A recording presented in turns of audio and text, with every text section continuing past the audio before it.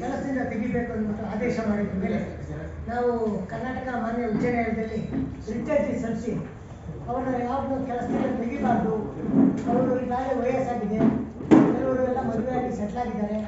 ಈ ಹಂತದಲ್ಲಿ ಅವ್ರನ್ನೆಲ್ಲ ಕೆಲಸದಿಂದ ತೆಗೆದಾಕ್ಬಿಟ್ಟು ಅವ್ರಿಗೆ ಜೀವನ ನಿರ್ವಹಣೆಗೆ ಕಷ್ಟ ಆಗುತ್ತೆ.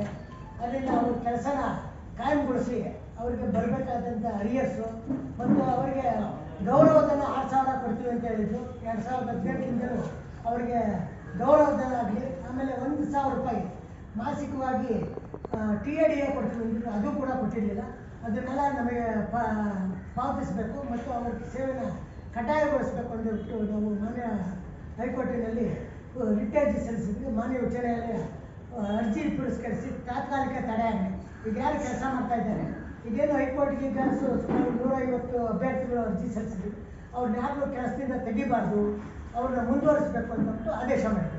ಈ ಆದೇಶ ಮಧ್ಯಂತರ ಆದೇಶ ಚಾಲ್ತಿಯಲ್ಲಿ ಇರಬೇಕಾದ್ರೆ ಗುತ್ತಿಗೆ ಆಧಾರದ ಮೇಲೆ ಮತ್ತೊಮ್ಮೆ ಅದೇ ಕೆಲಸಕ್ಕೆ ಬೇರೆಯವ್ರನ್ನ ನೇಮಿಸ್ಕೊಳ್ಳೋದಕ್ಕೋಸ್ಕರ ಕರ್ನಾಟಕ ಸರ್ಕಾರ ಕಾರ್ಮಿಕ ಇಲಾಖೆಯನ್ನು ಮುಂದುವರೆದಿದ್ದರಿಂದ ಅದು ನಮಗೆ ಅಭ್ಯರ್ಥಿಗಳಿಗೆ ಗೊತ್ತಾಗಿ ನಾವು ಮಧ್ಯಂತರ ಅರ್ಜಿ ಸಲ್ಲಿಸಿ ಅವು ಈ ಥರ ಗುತ್ತಿಗೆ ಆಧಾರದ ಮೇಲೆ ಅದೇ ಕೆಲಸಕ್ಕೆ ಮತ್ತೊಬ್ಬರನ್ನ ತಗೊಳ್ಳೋದಕ್ಕೋಸ್ಕರ ಮಾಡ್ತಾ ಇದ್ದಾರೆ, ಕ್ರಮ ವಹಿಸಿದ್ದಾರೆ. ಅದು ಕೂಡ ತಡೆಯಾಜ್ಞೆ ಕೊಡಬೇಕು ಅಂತ ಹೇಳ್ಬಿಟ್ಟು ಮಾನ್ಯ ಉಚ್ಚ ನ್ಯಾಯಾಲಯದಲ್ಲಿ ರಿಟ್ ಅರ್ಜಿ ಸಲ್ಲಿಸಿ ಮಾನ್ಯ ಉಚ್ಚ ನ್ಯಾಯಾಲಯ ಅರ್ಜಿನೂ ಪುರಸ್ಕರಿಸಿ ಅದನ್ನು ಗುತ್ತಿಗೆ ಆಧಾರದ ಮೇಲೆ ಅದನ್ನು ಅವ್ರನ್ನ ಯಾರನ್ನೂ ಕೆಲಸಕ್ಕೆ ತಗೊಂಬಾರ್ದು ಅಂತ ಹೇಳ್ಬಿಟ್ಟು ತಾತ್ಕಾಲಿಕ ತಡೆಯಾಜ್ಞೆಯನ್ನು ನೀಡಿದೆ.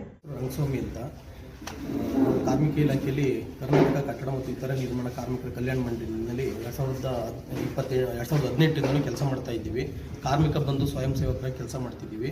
ನಾವು ಕಾರ್ಮಿಕರುಗಳಿಗೆ ನೋಂದಣಿ ಮಾಡಿಸೋಂಥದ್ದು, ಕಟ್ಟಡ ಕಾರ್ಮಿಕರು ಅಥವಾ ಅಸಂಘಟಿತ ಕಾರ್ಮಿಕರುಗಳನ್ನ ನೋಂದಣಿ ಮಾಡಿಸೋಂಥದ್ದು, ಅವರಿಗೆ ಅವ್ರದ್ದು ಕಾರ್ಡ್ಗಳನ್ನ ರಿನ್ಯೂವಲ್ ಮಾಡಿಕೊಡೋವಂಥದ್ದು, ಅವರಿಗೆ ಜಾಗೃತಿ ಮೂಡಿಸೋವಂಥದ್ದು, ಅವ್ರಿಗೆ ಬರೋಂಥ ಸೌಲಭ್ಯಗಳನ್ನ ಕೊಡಿಸೋವಂಥದ್ದು, ಅವರಿಗೆ ಮದುವೆ ಆದರೆ ಅವ್ರಿಗೆ ಸರ್ಕಾರದಿಂದ ಸೌಲಭ್ಯಗಳು ಕೊಡ್ತಾರೆ, ಅವರು ನ್ಯಾಚುರಲ್ ಡೆತ್ ಆದರೆ, ಆಕ್ಸಿಡೆಂಟ್ ಡೆತ್ ಆದರೆ ಅವ್ರ ಮಕ್ಕಳು ವಿದ್ಯಾಭ್ಯಾಸಕ್ಕೆ ಸ್ಕಾಲರ್ಶಿಪ್ ಅಂತೆಲ್ಲ ಕೊಡ್ತಾರೆ, ಅದನ್ನೆಲ್ಲ ಕೊಡಿಸೋವಂಥದ್ದು ಆ ಕೆಲಸಗಳನ್ನೆಲ್ಲ ಮಾಡ್ತಾಯಿದ್ದೋ. ಸತತವಾಗಿ ಕೆಲಸ ಮಾಡಿಸ್ಕೊಂಡು ಇವಾಗ ಹೋದ ವರ್ಷ 2023 ಆಗಸ್ಟ್ ತಿಂಗಳಲ್ಲಿ ಕಾರ್ಮಿಕ ಬಂಧುಗಳು ಬೇಡ ಅಂತ ಹೇಳಿ ಬೇಡ ಮತ್ತು ಎಲ್ಲ ಸೇವಾ ಕೇಂದ್ರಗಳನ್ನ ಮುಚ್ಚಬೇಕು ಅಂತ ಹೇಳ್ಬಿಟ್ಟು ಮೊನ್ನೆ ಕರ್ನಾಟಕ ಸರ್ಕಾರದ ಸಚಿವರು ಒಂದು ಕ್ರಮ ವಹಿಸಬೇಕು ಅಂತ ಒಂದು ಆದೇಶ ಹೊರಡಿಸವ್ರೆ. ಆ ಆದೇಶ ಬೇಡ, ನಮ್ಮನ್ನೆಲ್ಲ ಕೆಲಸಕ್ಕೆ ತೆಗಿಬೇಡ್ರಿ, ನಾವು ನಿರುದ್ಯೋಗಿಗಳಾಗ್ತೀವಿ, ಏಜ್ ಬಾರ್ ಆಗಿದೆ, ಸುಮಾರು 6 ವರ್ಷ 5 ವರ್ಷ ಕೆಲಸ ಮಾಡಿದ್ದೀವಿ, ಹಾಗಾಗಿ ತೆಗಿಬೇಡಿ ಅಂತ ಹೇಳ್ಬಿಟ್ಟು ಮನವಿಯೆಲ್ಲ ಕೊಟ್ಟು ಕೇಳ್ಕೊಂಡಿದ್ದೀವಿ. ಹಂಗಿದ್ರೂ ಅವರು ನಮ್ಮ ಬಗ್ಗೆ ಏನು ಕಾಳಜಿ ತೋರಿಸ್ದಲೇ ಬೇರೆ ಈಗ ಹೊರಗುತ್ತಿಗೆ ಕೊಡಬೇಕು ಅಂತ ಹೇಳಿ ಅಂಬೇಡ್ಕರ್ ಸೇವಾ ಕೇಂದ್ರ ಜಿಲ್ಲೆ ತಾಲೂಕುಗಳೆಲ್ಲ ಮಾಡಿಕೊಂಡು ಹೊರಗುತ್ತಿಗೆ ಕೊಡಬೇಕು ಅಂತೇಳಿ ಮಾಡ್ತಾವ್ರೆ. ದಯಮಾಡಿ ಅದನ್ನು ನಿಲ್ಲಿಸ್ಬೇಕು. ಅವರು ನಮ್ಗೆ ಅನ್ಯಾಯ ಆಗ್ತಾ ಇದೆ.